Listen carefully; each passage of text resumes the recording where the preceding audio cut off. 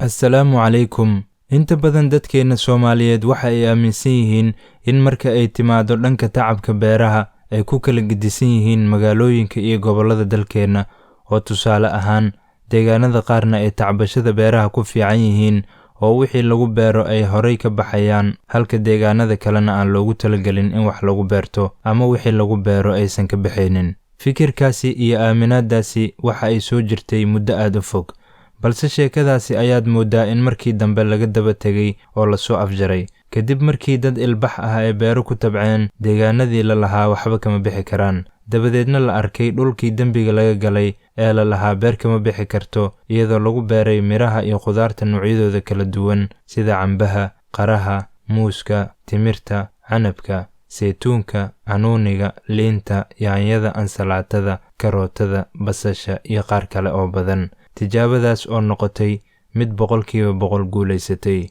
Muddo fog ayay dadka Soomaaliyeed aaminsanaayeen in dhulalka kaliya ee beeraha ku fiican ay yihiin labada Shabeelle iyo labada Jubba, oo ay maraan labada webi ee dalkeena. Qaar baa waxay arrintaasi u cuskadeen biyaha labadaasi webi oo ay ka faa'iideysanayaan beeraha deegaanadaasi, halka kuwo kalena ay iska dhaadhiciyeen in ciiddu ay kala duwan tahay oo ciidda deegaanada webiyadu ay maraan ay ka fiican tahay deegaanada kale. Dadkii deegaanadooda tijaabsan lahaa ee wax ku beeran lahaa ee arki lahaa in arrintaasi ay sax tahay in kale ayaa sidaasi ku quustay. Waxaa xaqiiqo ah in ciiddu ay kaalin weyn ka qaadato dhanka beeraha, hase yeeshee marka la eego noocyada ciidda deegaanada kala duwan ee Soomaaliyeed ayaa la xaqiijiyey in dhammaantood wixii lagu beero ay ka bixi karaan haddii loo helo biyo, inkastoo ay jiraan noocyo ciidda ka mid ah oo u baahnaanaya in lagu daro xoogaa yar oo bacrimiyaal ah. Muuqaalkan aan idiin soo gudbinayno waxa uu ku saabsan yahay muwaadin Soomaaliyeed oo lagu magacaabo Cabdullaahi Salaad oo sameeyey tallaabo dhiirigelin u noqonaysa dhammaan shacabka Soomaaliyeed kadib markii uu magaalada Garowe ka hirgeliyey beer aad u weyn oo ay ka baxaan miraha iyo khudaarta noocyadeeda kala duwan. Waxaana shaqadan adag ee uu qabtay Cabdullaahi Salaad ay beeninaysaa fikirkii qaldanaa ee sheegayey in gobollada Soomaaliyeed qaarkood aan beer lagu abuuri karin ama geed uusan ka bixi karin. Beertan Garowe ku taala ayaa waxaa loo dhammaystiray waraabkii iyadoo ceel laga dhex sameeyey, ceelkaasina lagu waraabiyo dhammaan beertan aadka u weyn. Laakiin arrinta la yaab kale ayaa waxay tahay in beertani muddo 2 sano ah uusan roob ku di'in, hase yeeshee marka aad eegto sida ay biyuhu u dhex fadhiyaan jiridda geedaheeda waxaad halkaasi ka ogaanaysaa in beertani shaqo fiican laga qabtay. Assalaamu calaykum waraxmatullaahi wabarakaatuh. Waa ujeedaan maanta waxaa dhex joognaa beertii Cabdullaahi Salaad Garowe ku taala. dadka markay arkaan waxay moodayaan meeshan afgo inay tahay. Meeshan waa Garowe kulli si fiicanna waa idin tusi doonaa. waa adduunka waxa waaye life is not fair. ragna waa kana naacawdan iyo geedahan hoostooda hoos fadhiyaan, hilibka halka ku cunayaan, dadna guriyihii 2 bilood kama soo bixin. marka adduunkaas iska hey hadda beertii baa ku dhex socdaa. maasha Allah, waa beer aad u weyn waaye, ayadoo dhan waa wareegsan tahay. marka bal fiir ilaa idinku dhaarshay timirta fiiriya. tan waa timir, geedahaas dhan gudaha fiiriya, xaggaas shishe waa wada timir. qaybtan geedo waaweyn oo wareegsan, tuubadii biyaha iyo fiiri meel walba tuuba dhex maraysa biyihii. waa saxanahay hadda sii gudbaya meel kalena oo sii socda insha Allah ila socda.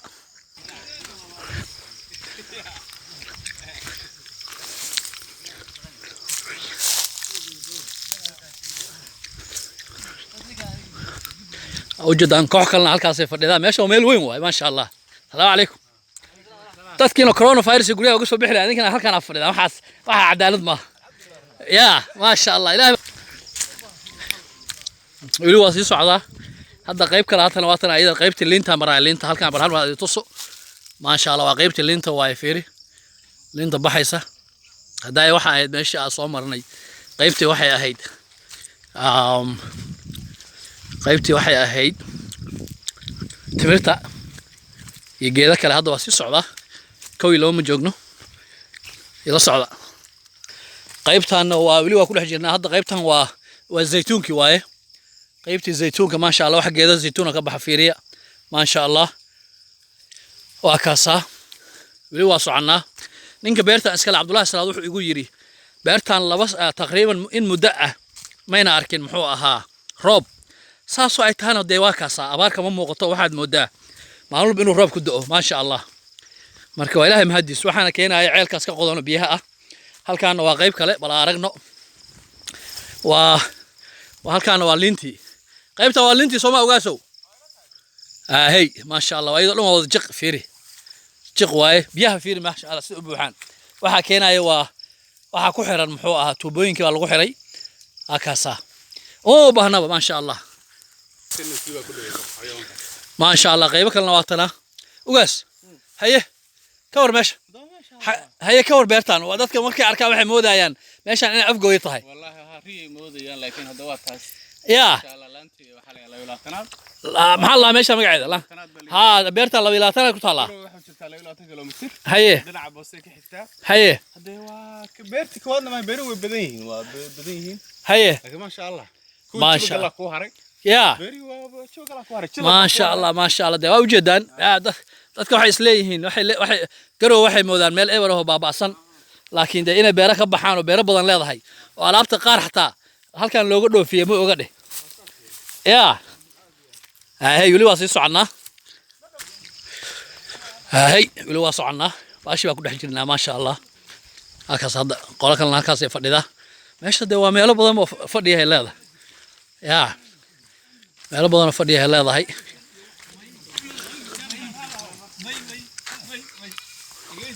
هذا فير بعشان بيه توبين بالوسم بيه ساسي وصعدان بيه دحفر يا فيري جاي تمير هوا كل جيران ما أساس توبا سامعوا بمرتا ما شاء الله ما شاء الله ما شاء الله هذا نقيبته حمراء يا بابايغا أكمل موسكي بابايغا موسكي واكاسا بابايغا نواكنا ما شاء الله wax la heli karo ma sha Allah ilaahay ha barakeeyo beertan iyo wadaadka ii sheeg Cabdullaahi oo maanta beertan ugu maxsuumay waa ka wax la heli karo ma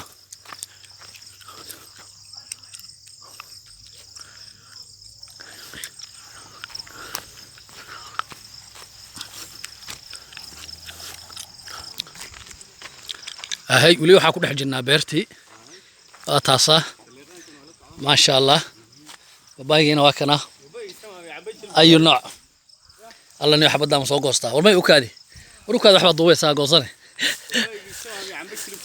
يا وباي جماعه يا عم بجلب كيال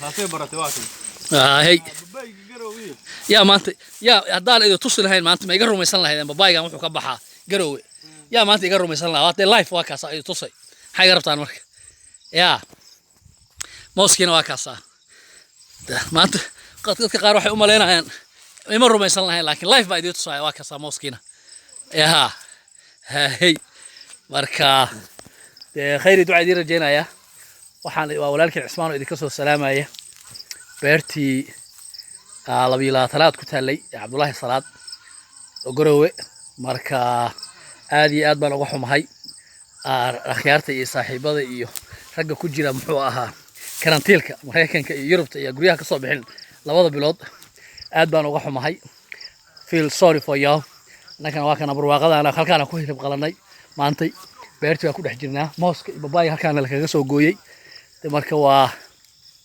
life is not fair guys iska adkaysta insha Allah laga baxayaa inna macal usri yusra waxaa jira muwaadiniin fara badan oo Soomaaliyeed oo qurbaha soo maray kuwaas oo wax badan soo faa'iideystay markii ay dalkii dib ugu soo laabteenna waxa ay dhireeyeen oo ay beero ku abuureen deegaanadoodii iyagoo u maray shuruudaha loo baahan yahay si beer loo abuuro waxaan ku jirnaa xilli uu cilmigu bilaash yahay oo wax walba oo aad u baahan tahay inaad barato iyo buug walba oo aad u baahan tahay inaad akhriso aad si bilaash ah ku helayso waxaana dhalinyarada Soomaaliyeed ku gubaabinaya inay dhulkooda beertaan oo ay maskaxdooda ka saaraan hadalkii hore ee sheegayay in gobolada qaar uusan geed ka bixi karin baahay marka hadda alxamdulillah waa u jeedaan dadkana waxaan ugu baaqaynaa inay u soo jeestaan dhulkooda